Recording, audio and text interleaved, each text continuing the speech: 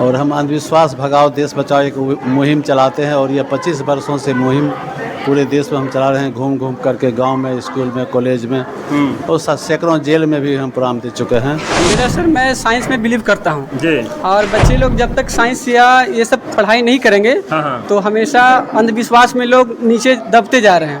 क्योंकि जैसा हम लोग का माहौल चल रहा है ना अभी, जो सोसाइटी में ये है ना कि अंधविश्वास के कारण बच्चे लोग को सही शिक्षा नहीं मिल पा रहा है, बच्चे लोग नीचे दबते जा रहे हैं। तो इसी के सर प्रभाव के कारण हम लोग एक प्रोग्राम के माध्यम से ये हम लोग रखे हैं सर। हो चाहे इंजीनियर हो या कोई भी हो, वह भी एक पत्थर की मूर्ति को प्रणाम करता है, वो भी एक देवी को पूछता है, दुर्गा को पूछता है। वो जान रहा है कि इसको बनाया है एक आदमी ने बनाया है, इंसान ने इसको मट्टी को शक्ल दे के देवी दुर्गा का रूप दिया है। लेकिन वो सब पाखंड है, अंधविश्वास है। किसी को डाइन बता करके, किसी को ओझा बता करके, है ना, और वो भ्रांतियाँ फैलाया जाता है और उसको बहुत प्रकार का कष्ट दिया जाता है, जो कानूनी अपराध है। पूजा पाठ करने से मिलता क्या है? सब कुछ मिलता है, पूजा से ही संभव है सब कुछ। अगर पूजा से संभव है तो ये पढ़ाई लिखाई या कि अस्पताल ये क्या चीज़ सब बंद हो जाना चाहिए। अगर पूजा से सब कुछ मिलता है तो लोग कमाते क्यों हैं? समता विचार मंच में आप तमाम दर्शकों का बहुत बहुत स्वागत है। अभी इस वक्त हम पटना परसा बाजार में डोमाइन स्किल सेंटर में मौजूद है और हमारे पास यहाँ के सर हैं। थोड़ा सा इनके आइए बात करते हैं। सर, अपना परिचय बताइए पहले। मेरा नाम धर्मेंद्र कुमार हुआ, मैं इस संस्था में सेंटर मैनेजर के पद पे हूँ और मैं बच्चे लोग को शिक्षा से जुड़ी सारी सुविधाओं को यहाँ पे क्या क्या यहाँ पर शिक्षा देते हैं सर? यहाँ सर डोमेन स्किल सेंटर का प्रोग्राम है जिसमें बच्चे, मेरे यहाँ सिर्फ बच्ची लोग का प्रोग्राम है। इसके तहत डोमेस्टिक डेटा एंट्री का प्लान है, जो डेटा एंट्री बच्चे सीख के और गवर्नमेंट द्वारा सिलेक्शन होके लोग जॉब के लिए जाते हैं। अच्छा, आपने अपने संस्था में इस तरीके के पाखंड भगाओ, अंधविश्वास भगाओ, इस तरीके का प्रोग्राम रखें, क्या सोचता आखिर? मेरा सर, मैं साइंस में बिलीव करता हूँ जी। और बच्चे लोग जब तक साइंस या ये सब पढ़ाई नहीं करेंगे तो हमेशा अंधविश्वास में लोग नीचे दबते जा रहे हैं। क्योंकि जैसा हम लोग का माहौल चल रहा है ना अभी, जो सोसाइटी में ये है ना कि अंधविश्वास के कारण बच्चे लोग को सही शिक्षा नहीं मिल पा रहा है, बच्चे लोग नीचे दबते जा रहे हैं। तो इसी के सर प्रभाव के कारण हम लोग एक प्रोग्राम के माध्यम से ये हम लोग रखे हैं सर कि बच्चे लोग आगे बढ़े, स्किल डेवलप हो सबका। पूजा पाठ में विश्वास करते हैं कि नहीं सर? नहीं सर, नहीं विश्वास करता हूँ। स्वर्ग नरक को विश्वास करते हैं? नहीं, ये सब तो मैंने देखा ही नहीं, तो विश्वास कैसे करूँ? लोग बोलते हैं सर। सब बोलने वाले तो बहुत लोग बोलेंगे, लेकिन स्वर्ग जैसे मैं देखा ही नहीं तो विश्वास कैसे करूं? क्योंकि मैं शिक्षा से बिलोव करता हूं। तो जब तक मुझे जहां तक शिक्षा से जो किताबें से जानकारी मिली है उस चीज़ को मैं मानता हूं, साइंस को मैं मानता हूं, अंधविश्वास को नहीं मानता हूं। बाकी सब जो है एक्स्ट्रा जो है सर बताएंगे मेरे। चलिए, बहुत बहुत धन्यवाद सर। आइए, हमारे पास एक और भंते जी हैं, थोड़ा सा चीना परिचय करते हैं। सर, मेरे चैनल में बहुत बहुत स्वागत है आपका। जी, धन्यवाद सर। सर, अपना पूरा परिचय बताइए सर पहले। मेरा नाम हुआ भंते बुद्ध प्रकाश, हम पूर्व अल्पसंख्यक आयोग के सदस्य रह चुके हैं बिहार सरकार में और science for society Bihar Patna से जुड़े हुए हैं और हम अंधविश्वास भगाओ देश बचाओ एक मुहिम चलाते हैं और ये 25 वर्षों से मुहिम पूरे देश में हम चला रहे हैं, घूम घूम करके गांव में, स्कूल में, कॉलेज में और सैकड़ों जेल में भी हम प्रोग्राम दे चुके हैं। और लोगों को वैज्ञानिक सोच कैसे बढ़े इस पर हम जागरूकता अभियान चलाते हैं। खास करके मेरा 2 विषय है। एक तो है आपको झाड़ फूक जो कराते हैं, सांप काटने के बाद झाड़ फूक करते हैं, उसमें मर जाते हैं। तो इसके लिए हम जागरूक करते हैं। झाड़ फूक से ठीक नहीं होता है सर? जी, ठीक नहीं होता है। देश में 95% सांप है जिसमें विष नहीं होता है और मात्र 5 सांप होता है जिसमें विष होता है। तो जो विषहीन सांप है उससे झाड़ फूक करने वाले भगत ओझा लोग झाड़ फूक करते हैं। तो उससे जो है सो 10-20 को ठीक हो जाता है, तो कहते हैं कि पक्का भगत है। लेकिन जब वही गहमन करे तो जो विषधर सांप है काटने के बाद जब वह जो है सो झाड़ फूक में ही मर जाता है। आपके कहने का मतलब सर कि जो बहुत सारे सांप ऐसे होते हैं जो कि काट लेने से कुछ भी प्रॉब्लम नहीं होता है और कुछ ऐसे सांप होते हैं जो कि काट लेने से कोई भी नहीं बचा सकता है। दूसरे नंबर में हम आपको डायन पर काम कर रहे हैं। जी। डायन तो होता नहीं, डायन एक भ्रम है। ये हजारों वर्ष की जो कुरीति है। जी। जब तक लोग शिक्षित नहीं हो जाएंगे तब तक डायन अभी 50 साल चलेगा।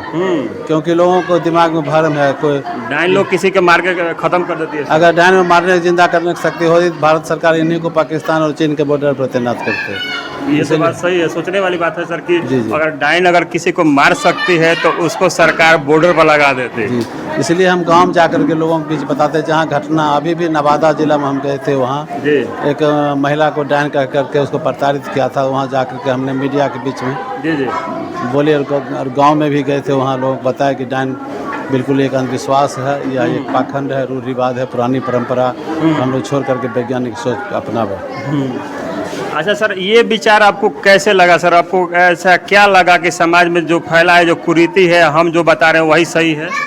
नहीं तो हम तो अध्ययन करते हैं ना, समाज में पढ़ते हैं, बहुत सी पुस्तकें पढ़ते हैं और देखते हैं समाज में जो घटना होता है ये सब झूठा चीज़ है, इसलिए हम इस पर मुहिम चला रहे हैं। पर्व त्यौहार करके महिलाएं जेंट्स लोग की उम्र बढ़ा देती है सर? ऐसा कुछ नहीं होता है। अगर महिला पुरुष को उम्र बढ़ाती है तो महिला के जो पति हैं तो उनकी पत्नी के लिए भी तो उनको व्रत त्यौहार करके उम्र बढ़ाना चाहिए। जी, ये तो बात सही है कि मान लीजिए कि पत्नी व्रत करके अपने पति के तो लंबा उम्र कर दे, लेकिन अपने लिए कुछ नहीं मांगे। तो उनसे पूछते हैं बहुत से महिला से, जो बताइए आप तो पति के लिए करते हैं, आपके लिए पति क्या करते हैं? तो कहती है कि नहीं, ऐसा कुछ नहीं है। इसे सब ढकोसला है। हम चाहते हैं कि अभी खास करके हिंदू धर्म में ही हर महीने पर्व त्यौहार होता है। उस पर्व त्यौहार से लगभग हमको लगता है कि एक साल में गरीबी भी आदमी है तो 20,000 25,000 खर्च कर देते हैं। अगर वह पैसे बचाकर अगर बच्चों को पढ़ाएं तो बहुत बड़ा उनके बच्चे जो है सो टीचर, शिक्षक, डॉक्टर हो सकते हैं। चलिए, बहुत बहुत धन्यवाद सर। तो आइए, एक और सर हैं हमारे पास, थोड़ा सा इनसे चीना परिचय करते हैं और बातचीत करते हैं। सर, मेरे चैनल में बहुत बहुत स्वागत है आपका। आपको भी चैनल को और आपको बहुत बहुत स्वागत है। सर, यहाँ इस कार्यक्रम में आए हुए हैं सर, आखिर क्या सोच के आए हुए हैं ऐसे कार्यक्रम में? पाखंड भगाओ, अंधविश्वास भगाओ, वैज्ञानिक सोच बढ़ाओ।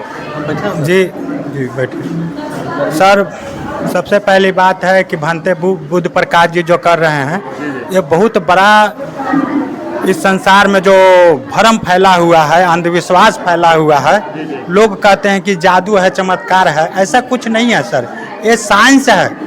ये कैसे हो सकता है? लोग गायब कहते हैं आदमी को। नहीं, वो सब साइंस है, साइंस से दिखाया जाता है वो। इसलिए तो लोग जैसे कि जो दिखाते हैं कलाकार, उनके पास लोग नहीं जाने देते हैं, दूर बैठाते हैं। तो और दूसरा बात है कि वहाँ पर अंधेरा कर देते हैं, प्रकाश में भी नहीं दिखाते हैं कि कुछ पता नहीं चल पाए। ठीक है ना? तो ये साइंस का कमाल है। और बाकी देख ही रहे हैं कि संसार में किसी को डायन बता करके, किसी को ओझा बता करके, है ना, और वो भ्रांतियाँ फैलाया जाता है और उसको बहुत प्रकार का कष्ट दिया जाता है, जो कानूनी अपराध है। तो ऐसा नहीं करना चाहिए। ये जो व्रत करके महिलाएं अपने बेटे का लंबा उम्र कर देती है, अपने पति का लंबा उम्र होती है, वो सब कुछ झूठा है? झूठा, बिल्कुल झूठा है सर। अगर मान लीजिए कि अगर कोई भी लेडीज अगर व्रत करके अपना पति को अगर लंबा उम्र कर देता है, तो देखते हैं ना कि कितना पत्नी विधवा हो जाती है। वो क्यों सर? विधवा तो नहीं होना चाहिए, क्योंकि वो पर्व करती है, उसका पत्नी पर्व करती है। हो सकता है कि पर्व करने में कुछ गलती हो जाती है। नहीं, ऐसा कुछ बात नहीं, ये सब भ्रम है। ठीक है ना? आप देखते हैं कि बॉर्डर पर हजारों हमारे सैनिक मर रहे हैं, तो क्या उनका पत्नी पर्व नहीं करती है? उनका पत्नी तीज नहीं करती है? तो क्यों हमारे भाई वहाँ शहीद हो जाते हैं? ये सब मन की भ्रम है, इसको भगाना है ना? कहते हैं एक दो शब्द का गाना है कि सुनो भैया बतिया हमार, है ना, तू तो साइंस अपनई है।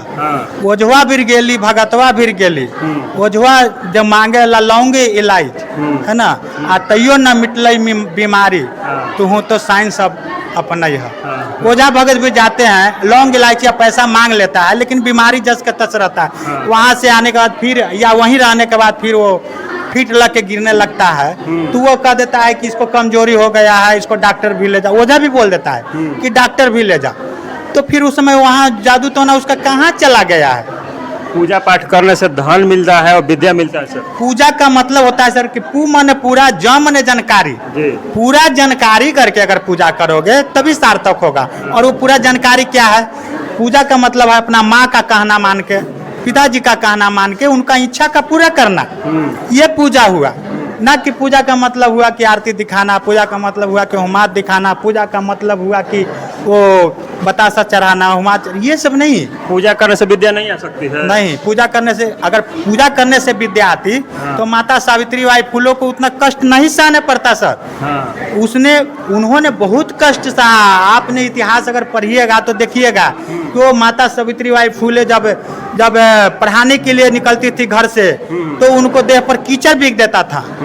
और वो तो मुस्लिम समाज की एक महिला थी, उसको माता फातिमा भाई शेख है ना, उनको भी मैं बहुत बहुत धन्यवाद देता हूँ कि वो जमीन दिए उनको पढ़ाने के लिए, नहीं तो कोई जमीन भी देने के लिए तैयार नहीं था। और उनको बहुत प्रकार का कष्ट दिया और वो शिक्षा का ज्योत जलाए और इस धरती पर 71 गो सत्यशोधक नाम के संस्था बना के स्कूल उन्होंने बनाया। शिक्षा की देवी यानी कि सावित्री बाई फुले है। और यहाँ तक कि जो विधवा है, विधवा का भी उन्होंने शादी करा के दिखाया। जो यहाँ पाखंडवाद फैलाए हुए था कि विधवा का शादी नहीं करना है, उनको वो दिखाए हैं। उनको जो पति थे ज्योतिबा फुले, वो दोनों मिलके दिखाएं। और आपको बताते हैं कि जो सही राह पर चलता है ना, उसको कुछ न कुछ त्यागने पड़ता है ना। देखे कि ज्योतिबा फुले अपना घर त्यागे, है ना, बाबा साहेब अम्बेडकर अपना धर्म त्यागे और पेरियार रामास्वामी पाखंडवाद त्यागे, है ना। तो जो सही राह पर चलता है उसको कष्ट होता है। हमारे देखिए भंते बुद्ध प्रकाश जी कितना त्याग कर रहे हैं, कहाँ से वो बेगूसराय वहाँ से चल के आए हैं यहाँ पर और ये संदेश जन जन तक फैला रहे हैं। उनको भी मैं बहुत बहुत धन्यवाद अपना दिल से करता हूँ। और आप को भी मतलब बहुत बहुत धन्यवाद करता हूं कि आरा से चल के आके और ये पाखंडवाद अंधविश्वास को दूर भगा रहे हैं। ऐसे ही आप लोग हमें साथ देते रहिए। बहुत बहुत धन्यवाद। चलिए, मेरे चैनल के भी तरफ से आपको बहुत बहुत धन्यवाद सर। आइए सर, एक और हैं, थोड़ा चीने परिचय करते हैं। सर, मेरे चैनल पर सबसे पहले बहुत बहुत स्वागत है आपका। नमो बुद्धाय, जय भीम। सर, यहाँ जो प्रोग्राम हुआ कैसा लगा सर? सबसे पहले मैं समता विचार मंच को बहुत धन्यवाद करता हूँ कि इस तरह के कार्यक्रम में जागरूकता का लाने का प्रयास करते हैं, तो इसके लिए तहे दिल से शुक्रिया हम अदा करते हैं। धन्यवाद सर। लोग अपना परिचय बता दीजिए। सुनील चौधरी जी। आप यहाँ कराने वाले हैं? जी, हम गर्दनीबाग पटना का। तो इस तरह का कार्यक्रम जो होता है तो लोगों में एक जागरूकता आनी चाहिए।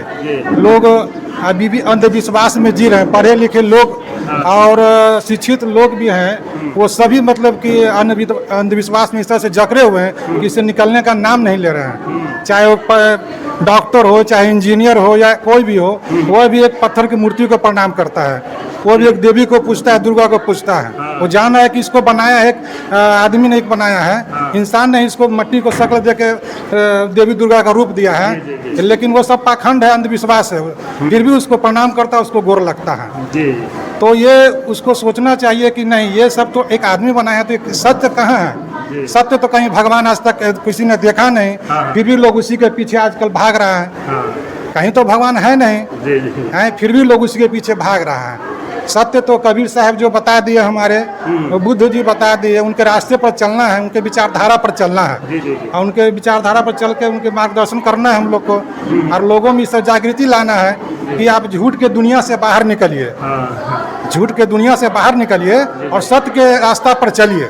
अपने घर में सर मना करते हैं लोगों को? हाँ जी, हम समझाते हैं लोगों को। अपने घर में कार्यक्रम कैसे करते हैं, शादी विवाह?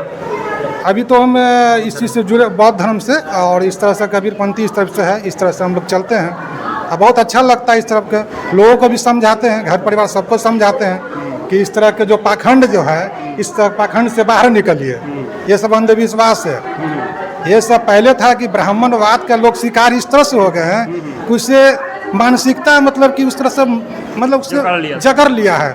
लाख मने उसको समझाने के बावजूद भी उससे लोग नहीं निकलते हैं।